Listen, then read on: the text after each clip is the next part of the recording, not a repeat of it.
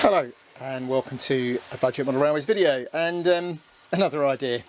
So I'm struggling quite a bit at the moment trying to find what I want to do with railways, where I want to do it.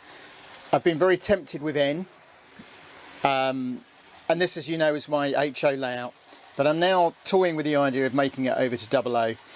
N is great except for the extortionate cost of second-hand UK outline locos. I have just managed to buy 2 Prairies. I don't know what they'll be like. This is all new to me. I've got a couple of second-hand Graham Farish Prairies, but they cost me £40 each.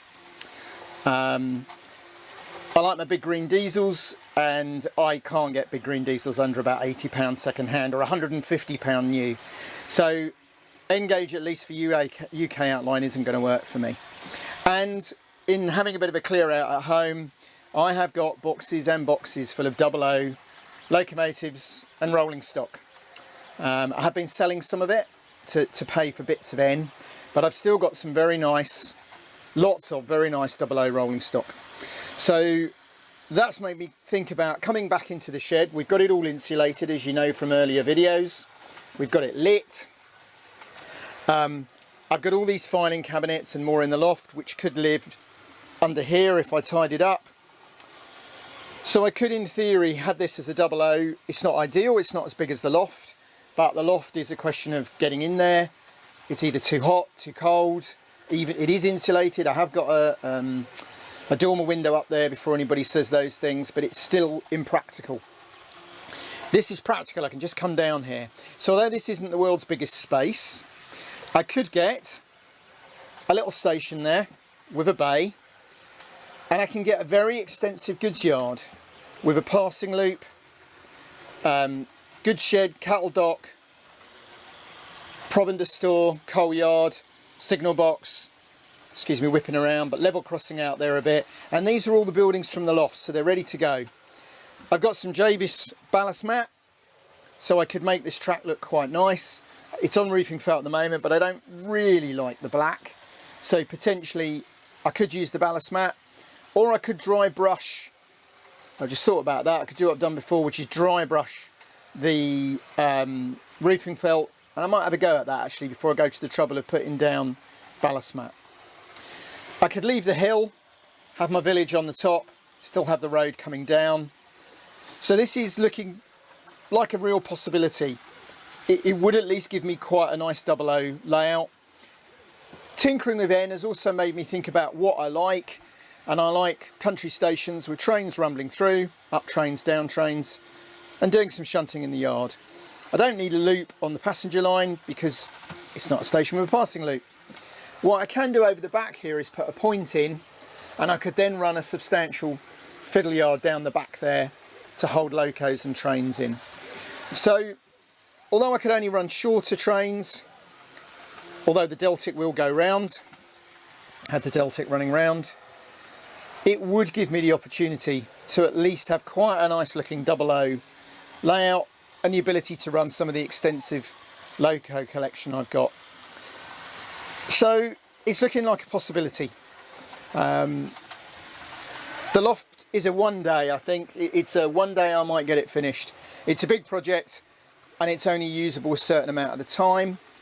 I am going to persevere with N, but I've got somewhere indoors I might be able to put a little N-gauge layout, and it works really well as shunting layouts. So I've got my nice N-gauge layouts.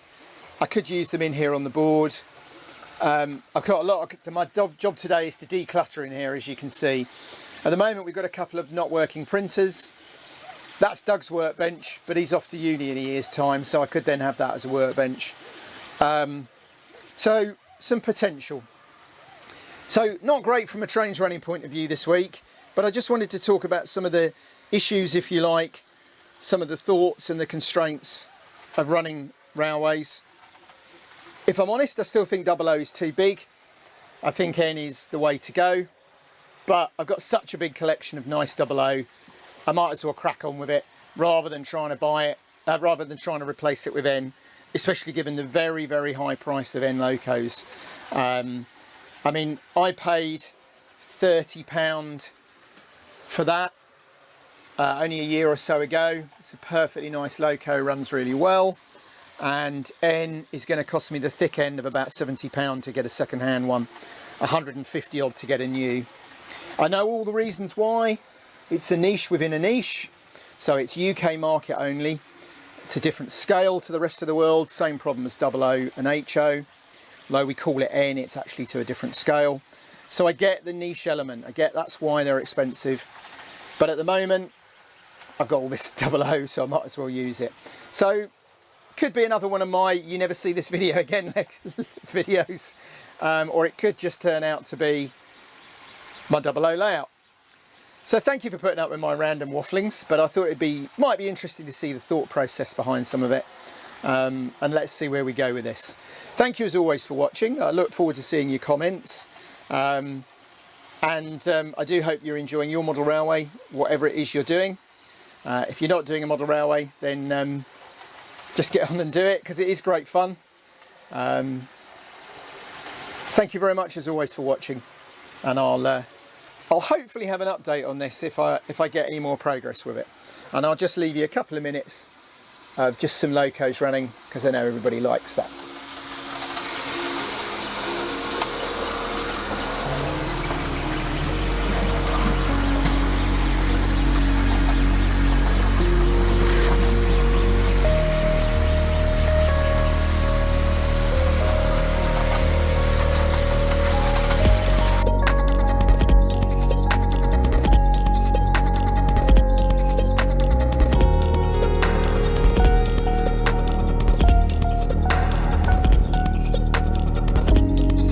Hi, thanks for watching the video and for the nice comments.